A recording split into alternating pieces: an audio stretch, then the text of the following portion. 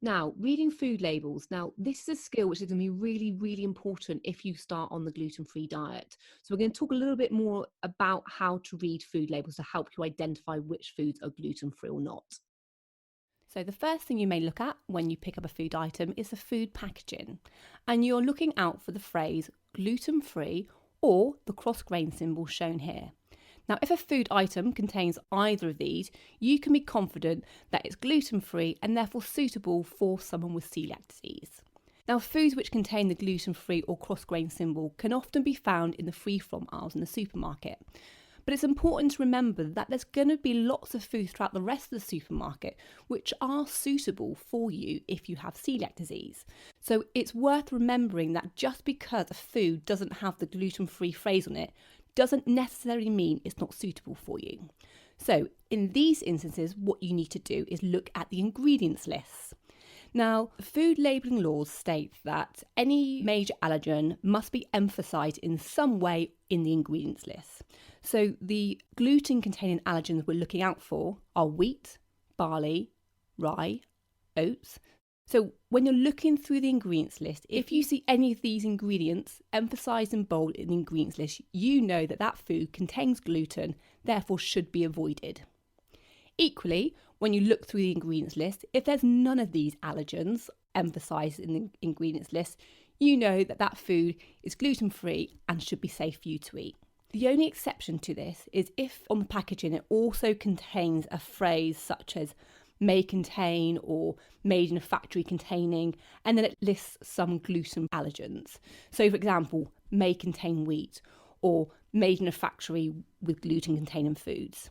Now, manufacturers may put these on food packaging because they feel there may be a risk of cross-contamination. Now, if you've picked up a food and the ingredients suggest the food is gluten-free, but it has one of these may contain phrases, what we would recommend you do is either contact the manufacturers directly or speak to CDUK UK, who often liaise with the manufacturers anyway, and they may be able to give you a little bit more information about that risk of cross-contamination so you can make a more informed decision about whether that item is suitable for you to have. So lots of people are now shopping online. So when you are shopping online for your food, once you've selected a food item, you should still be able to see the ingredients list as part of that website page.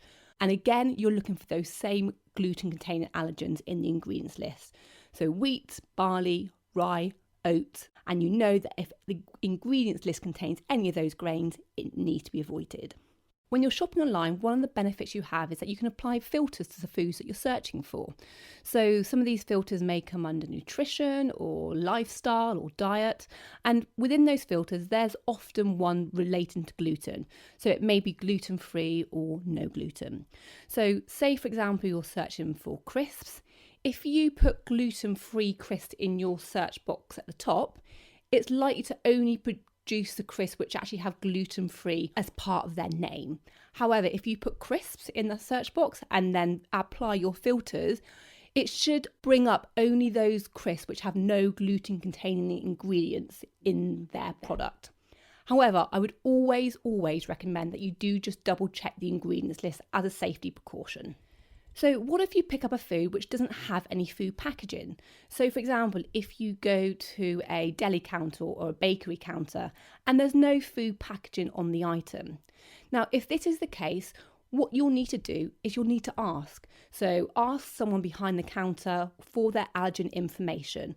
And in these cases, by law, they should be able to either provide you with some verbal information or they may provide you with a written information in a booklet form. But regardless of the situation, you should still be able to find out whether a food contains gluten for foods which has no packaging. However, you do need to be careful if you've identified a food with no packaging as being gluten-free, you need to take into account any risks of cross-contamination. So, for example, in a deli counter, if a gluten-free food has been cut up using the same knife used to cut up a gluten-containing food, there's a risk of cross-contamination there. Or whether a gluten-free food is in close proximity to a gluten-containing food. Is there any risks associated there? So do be careful that you take into account the practices used in places such as deli counters. So even if you've identified the food as not containing any gluten-containing ingredients, you need to take into account if there's any cross-contamination risks. Another thing you can use to help you identify whether a food is gluten-free is to use the benefits that you get from your CDUK UK membership. So if you're on a complete membership, you'll get sent a yearly book, which is a food and drink directory, which lists all the foods in the major supermarkets which are gluten-free. However, it's important to remember to update these monthlies by going onto the CDUK UK website and looking at the list of deletions or additions to that booklet. So just a reminder that the complete membership currently stands at £27 a year and does have discounts for concessions and household memberships. Now, another great resource you can get from your CDUK UK membership is the use of their apps. So, 2 phone apps you can get from the CDUK UK membership is Gluten Free on the Move. So all the information that you may get from the CDUK UK website, so whether it's the food and drink information, their venue guides or their recipes, you can get from the Gluten Free on the Move app. And second app you can get as part of your membership is the Gluten Free Food Checker. Now this is a more extensive list of foods that are gluten free because it also includes foods that are naturally gluten free. And this app also gives you the ability to tailor your search requirements specifically to your needs. Say for example you have celiac disease but also you have a milk allergy. You can apply that filter to that and then it will help you identify foods that are not only gluten free but also free from milk proteins. Now both of these apps have the barcode scanners, which is really helpful if you're going around the supermarket and one, you either want to check food, or 2, you just want to reassure yourself that when you've looked at the ingredients list, you've got it right in terms of it being gluten free. Now CDUK UK have recently introduced a new type of membership, so the digital membership.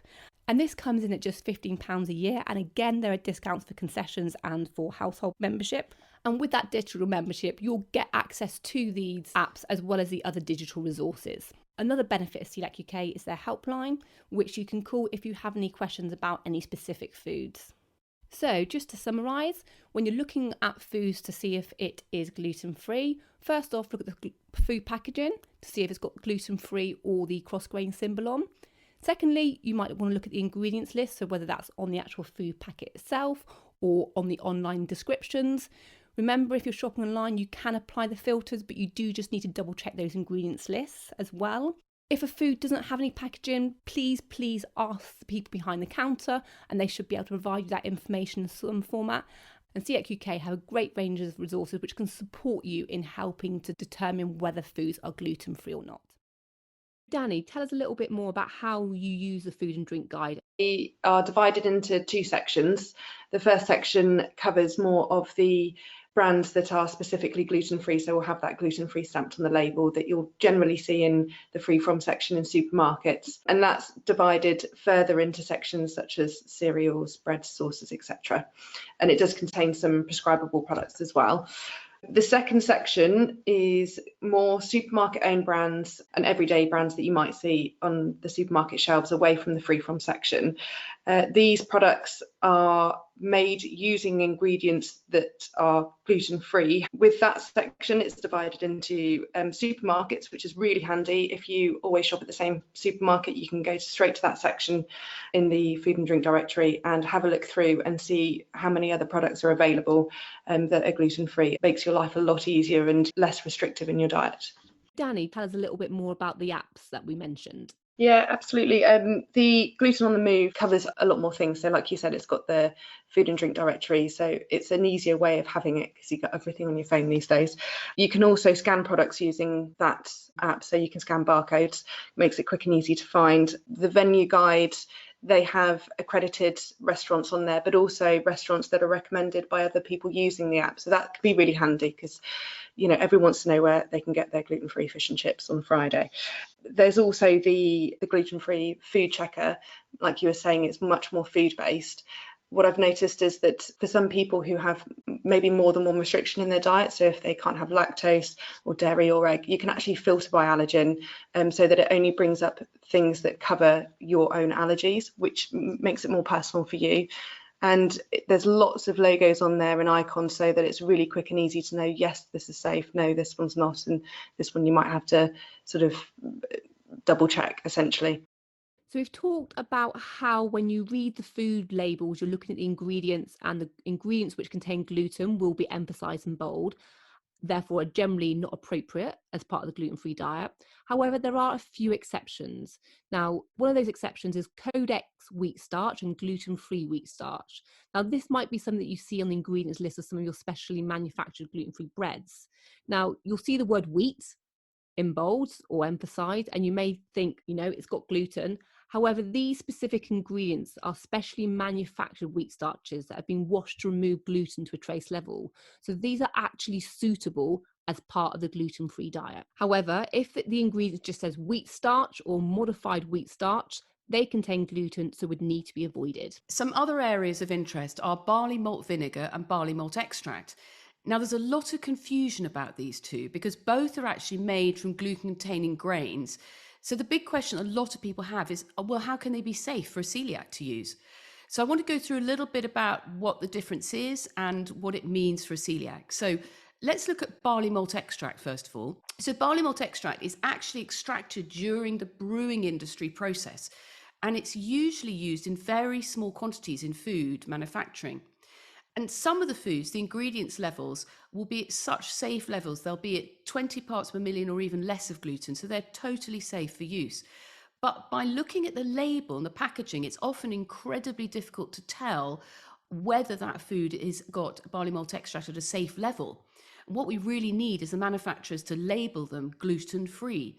So therefore, CDUK UK have just changed their policy lately and have said, we're not going to advise patients to use these products unless they are labelled gluten-free, because we realise it causes a lot of confusion. Barley malt vinegar is also part of the extraction process in the brewing industry, and it's fermented and turned into vinegar. And during this fermentation process, the gluten proteins are broken up so well that they leave extremely low levels of gluten. So some barley malt vinegars are actually totally safe. Some barley malt vinegars also have barley malt extract added in small amounts. So again, the only way to be absolutely sure the vinegar is safe is for it to be labelled as gluten-free.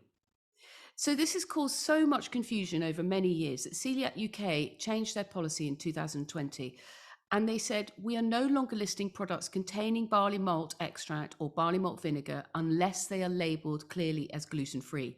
We're speaking to the manufacturers and retailers, and we're asking them to commit to labelling these products gluten-free rather than only assuring us that they are suitable for the gluten-free diet. This will make it easier for consumers to check if the product is gluten-free and for us to keep our information up to date. So just a few more exceptions. So glucose syrup, dextrose and maltodextrins.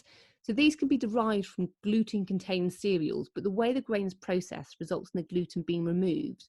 So these three ingredients are gluten-free, therefore suitable for people with celiac disease. So I hope you found that useful, and thank you for listening.